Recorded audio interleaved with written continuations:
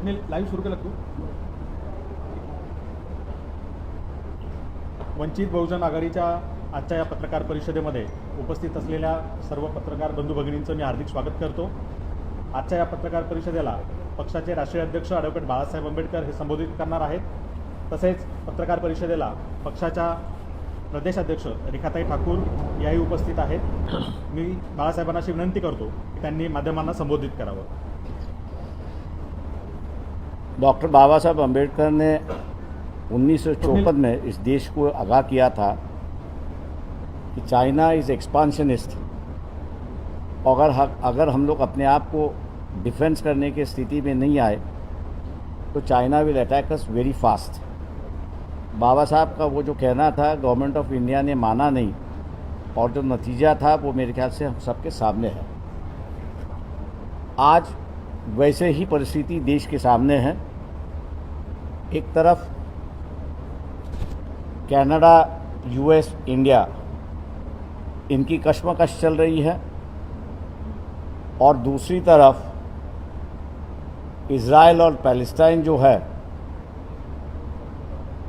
जिसकी आशंका है कि आने वाले दिनों में ये मामला बढ़ने वाला है, वॉर एक्सपांशन होगा, ऐसा किया जा रहा है. मैं समझता हूँ कि भारत की ओर से जो आज की परिस्थिति है, दोबारा 1990-2000 की परिस्थिति दिखाई देती है. बीच में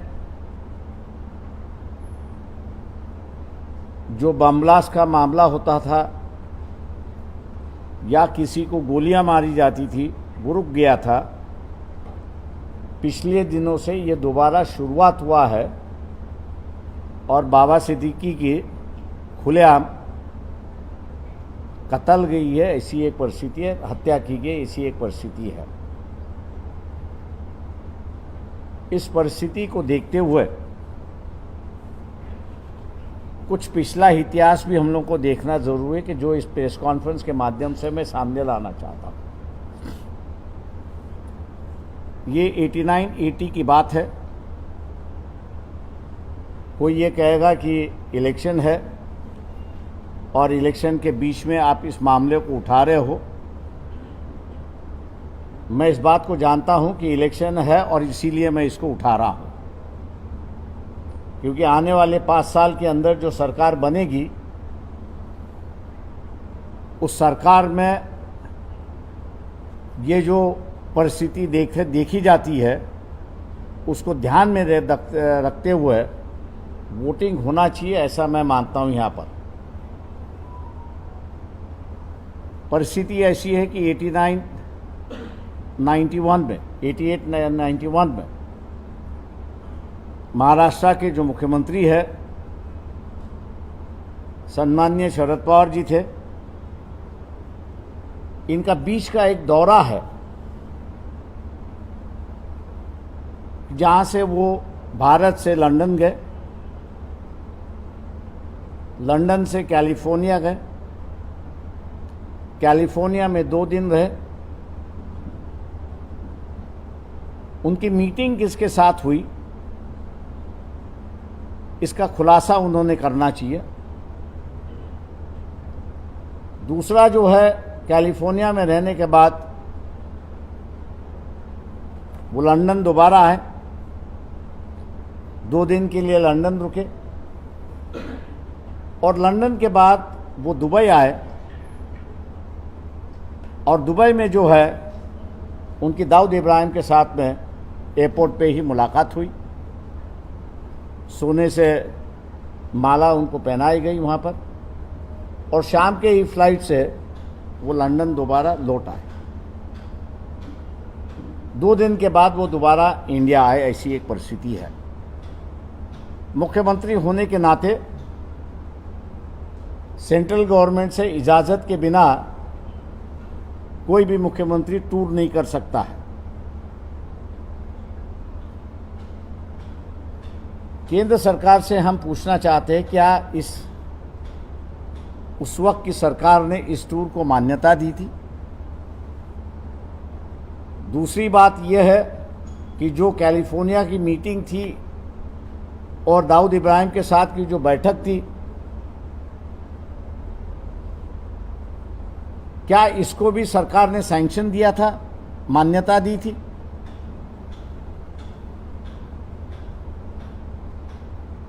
तीसरी बात जो है, क्या ये दोनों के मीटिंग का दौरा जो है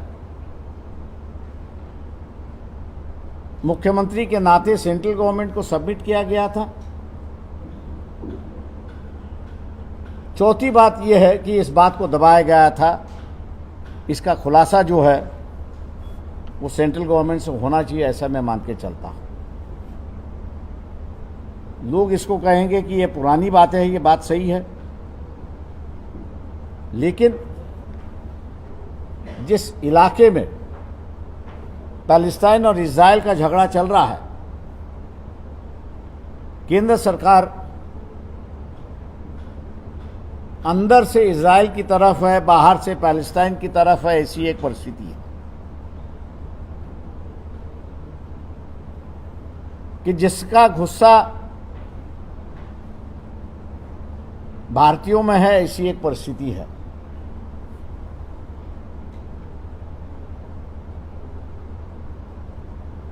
मैंने जिस दौर की बात की वहां पर भी इराक का मामला हो, फ़लस्तीन का मामला हो, यहाँ का भारतीय मुसलमान जो है कुछ व्यक्तियों को छोड़ के, 10-12 व्यक्तियों को छोड़ के, वो उनके झांचे में नहीं आए। आज मैं मान के चलता हूं कि इजराइल का मामला होने की वजह से कुछ भारतीय जनता जो है रिएक्ट हो सकती है, ऐसी एक परिस्थिति है। और इसको रोकना है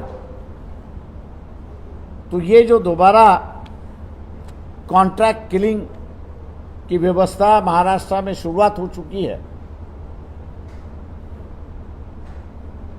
और दूसरी बात, जिस तरह से कनाडा, यूएस और इंडिया, इनकी तरफ से जो मामला चल रहा है, मैं मान के चलता हूं कि मुंबई और महाराष्ट्र ये दोनों हॉट सीट पर बैठे हुए हैं। एनसीपी से हम लोग ये ऐलान करते हैं कि वो इस बात का खुलासा करे कि क्या उनको इजाज़त थी कैलिफोर्निया की मीटिंग में जाने की, क्या उनको इजाज़त थी कि दाऊद इब्राहिम को दुबई में मिलने की? अगर इजाज़त नहीं थे तो वो मिले क्यों थे? इसका विवरण जो है वोटर के सामने आना चाहिए। मैं वोटर को ऐलान करता हूं कि महाराष्ट्र में अगर शांति बनाए रखना है तो ये खुलासा जब तक नहीं आता है तब तक इन पार्टियों को वोट करना या नहीं करना, इस पर दोबारा उन्होंने सोचना चाहिए। और सारी बातें हैं, मेरे ख्याल से अगले प्रेस कॉन्फ्रेंस में हम लोग इस पर कहते रहेंगे, लेकिन इलेक्शन महाराष्ट्र का है, शांति भी महाराष्ट्र में होनी चाहिए। और जो शांति का पीरियड अब अशांति में बदल रहा है, किस वजह से बदला, उसके सामने हमने लोगों को रखा है। मैं उम्मीद करता हूं कि सेंट्रल गवर्नमेंट और एनसीपी की ओर से इसका खुलासा होगा, ऐसा मैं मान के चलता हूं। आप अगर पूछना चाहे तो पूछ सकते हैं। मराठी शरद पवार आणि दाऊद इब्राहिम यांची भेट झाली का आणि कधी झाली? मी What is the timing for this? Why are you saying this now? as I have said that the timing which we have now chosen is there is going to be an election in Maharashtra. This government is going to last for 5 years if it is elected. Unless and until there is explanation as to what happened during 90s and 20s in India. We had a series of bomb blasts.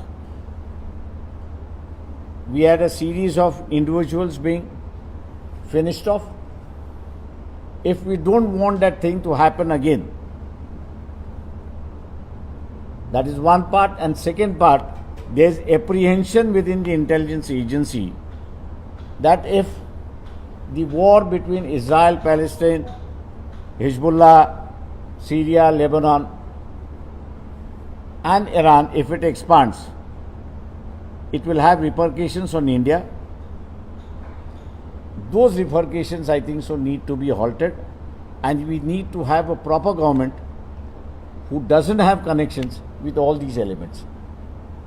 And therefore, we are bringing all these facts before the people.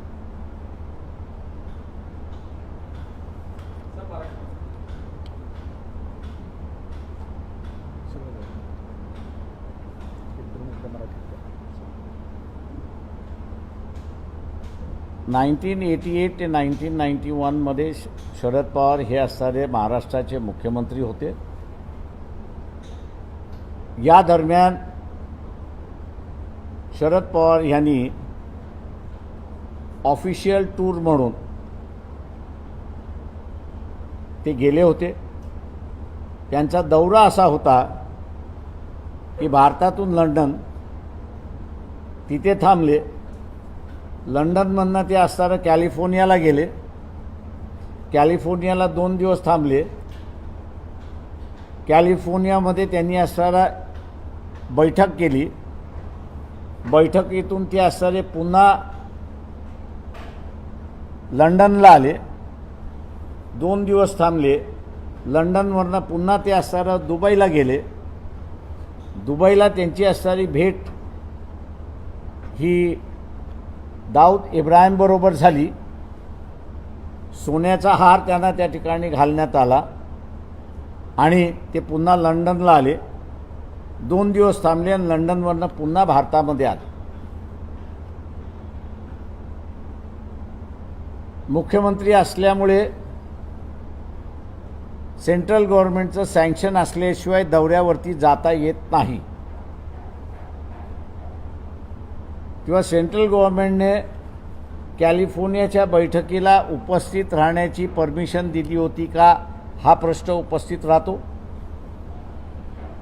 दुसरा, दुबईला जाऊन दाऊद इब्राहिमला भेटणं याची असणारी permission त्या ठिकाणी दिली होती का.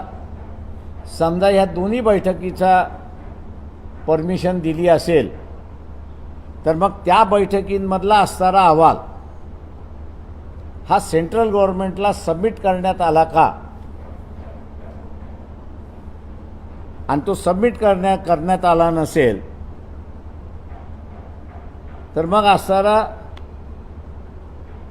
जी परिस्थिती आज देशभर उभी राहते आणि आंतरराष्ट्रीय उभी राहते, भारताचा सध्या कॅनडा, US यांच्याबरोबर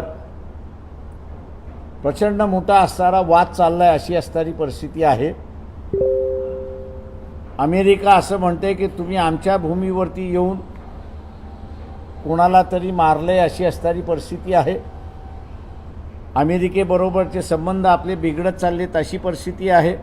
आणि दुसऱ्या बाजूला इस्रायल, पॅलेस्टाईन, लेबनॉन, सिरिया आणि इराक असं असणारं, इराण असं असणारं जे भांडण आहे याची व्याप्ती वाढण्याची असणारी शक्यता आहे.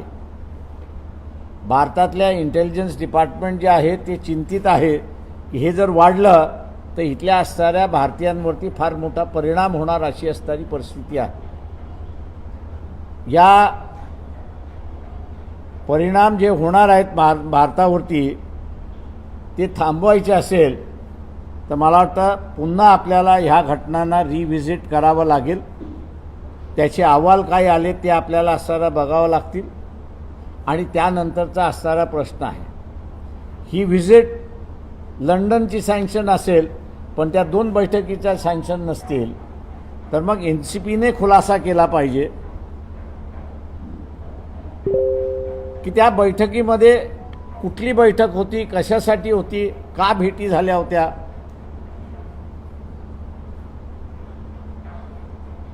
याचा खुलासा येईल असं मी त्या ठिकाणी मानतोय. एकनाथ शिंदे महाराष्ट्राचे मुख्यमंत्री आहेत. त्यांच्याकडे सगळा अहवाल मुख्यमंत्र्यांच्या दौऱ्याचा असतो. तेव्हा त्यांनी तरी लोकांना असणारं हे सांगावं अशी असणारी परिस्थिती आहे. महाराष्ट्र हा असणारा पूर्णपणे 90 साली आणि 2000 साली हॉटस्पॉट त्या ठिकाणी राहिलेला आहे. तो पुन्हा हॉटस्पॉट करायचा नसेल तर लोकांनी या सगळ्या माहिती विचारल्या पाहिजे, घेतल्या पाहिजेत आणि त्याच्यानंतर येणाऱ्या 5 वर्षाचं सरकार कोणाचं राहील याचा त्यांनी असणारा बघणं त्याच्यातलं महत्त्वाचं आहे. मला मान्य आहे याच्यामध्ये की लोक म्हणतील की तुम्ही राजकारणी आहात, तर मी आहे राजकारणी. इलेक्शनच्या तोंडावरती हे स्टेटमेंट करतोय. होय, मी इलेक्शनच्या तोंडावरती असणारे स्टेटमेंट करतोय, जाणीवपूर्वक करतोय की येणारा काळ जो आहे तो त्या ठिकाणी दिसतोय.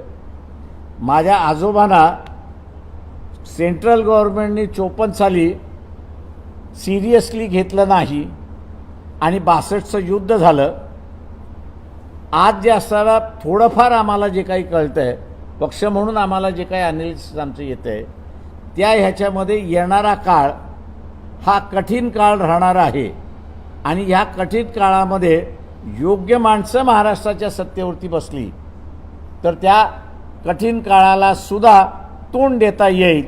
नाही तर आमची असणारी भीती अशी आहे की पुन्हा 90 आणि 2000 साल हे महाराष्ट्रामध्ये रिपीट होतं आहे का अशी आशंका आहे. आणि म्हणून आम्ही असणारा हा राजकीय प्रश्न असणारा इलेक्शनच्या अगोदर उपस्थित केलेला आहे. आम्ही असं मानतो की जसं BJPचं सेंट्रल गव्हर्नमेंट आहे त्यांच्याकडे रेकॉर्ड आहे, फॉरेन सेक्रेटरी आहे त्यांच्याकडे रेकॉर्ड आहे, महाराष्ट्राचे मुख्यमंत्री आहेत त्यांच्याकडे असणारा हा रेकॉर्ड आहे. त्यांनी हा रेकॉर्ड जनतेपुढे मांडावा अशी मागणी आम्ही या ठिकाणी करतो. 30 वर्षापूर्वीची ही घटना आहे. 30 वर्षानंतर आता महाराष्ट्रातील मतदार या घटनेला गांभीर्याने घेतील असं तुम्हाला वाटतं? त्यांनी घ्यावं असं आमचं मत आहे. का जी 1990 सालची परिस्थिती होती तीच परिस्थिती आता असणारं 2024 साली दिसते. त्यावेळेस असणारं ISIS म्हणून असणारं नॉन स्टेट इस्लामिक ऑर्गनायझेशन्स आपल्याला त्या ठिकाणी दिसत होत्या. आता असणारं आपल्याला रिअली इथल्या असणाऱ्या इस्लामिक स्टेट्स इस्रायलबरोबर असणाऱ्या लढाईमध्ये आपल्याला त्या ठिकाणी दिसत आहेत. त्याच्यामुळे कुठेतरी ख्रिश्चॅनिटी वर्सेस मुस्लिम असं असताना होण्याची शक्यता तिथे दिसते. आणि त्या ह्याच्यामध्ये आपण त्या दोन्ही जगाचे भाग नाही आहोत, पण आपल्यातला एक भाग हा असणारा पॅलेस्टीन आणि इराण यांच्या मताशी सहमत होणारा आहे. तेव्हा त्याला इफेक्ट होऊ नये, त्याच्यावरती परिणाम होऊ नये म्हणून दक्षता घेणं हा सगळ्यात महत्त्वाचा असं मी त्या ठिकाणी मानतो. पवारांची भेट झाली होती, हे जर सिद्ध झालं तर त्याचा काय परिणाम? गव्हर्नमेंट ऑफ इंडिया बघून घेईल. गव्हर्नमेंट ऑफ इंडियाने ते विचारलं पाहिजे की अनऑफिशियली तुम्ही भेटलात कशाला, त्याचं कारण काय होतं त्यांनी असं सांगावं. दाऊद सरेंडर होणार होतं अशी बातम्या होत्या. त्या संदर्भात ते मला आता राम जेठमलानी आपल्यामध्ये नाही आहेत, त्याच्यामुळे त्याचं उत्तर राम जेठमलानी देऊ शकले असते अशी परिस्थिती आहे.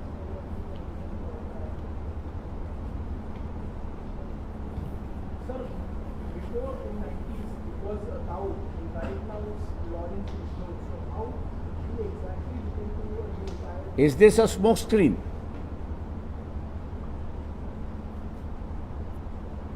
There are many layers. Is this a smoke screen? Therefore, I put it before the people that unless the truth is out, don't vote for those parties who were involved in 90s and 20s. So who's putting up this smoke? So who's putting up this smoke? That the government will have to answer. You're making the allegation. I'm making an allegation which is based on facts. Now the government has to answer who's behind the whole thing. Government को कहना है कि भैया कौन है.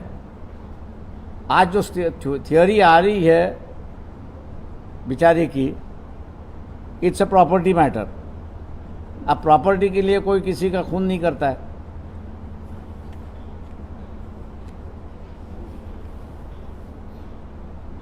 आभार मानतो. Thank you sir. आभार मानतो. खासदार असताना आपण संसदेमध्ये हा मुद्दा काय उपस्थित केला या संदर्भात कधी काय वक्तव्य झालं? ज्यावेळेस माहिती मिळते त्यावेळेस आपण उपस्थित करतो. ज्यावेळेस माहिती मिळत नाही तोपर्यंत नाही उपस्थित करत. तुमच्याकडे फॅक्ट्स असल्या पाहिजे तरच तुम्ही उपस्थित करता. वंचित थँक्यू. बहुजन आघाडीच्या आजच्या या पत्रकार परिषदेला उपस्थित राहिल्याबद्दल सर्व माध्यम प्रतिनिधींचे मी मनपूर्वक आभार मानतो. सर्वांचे धन्यवाद.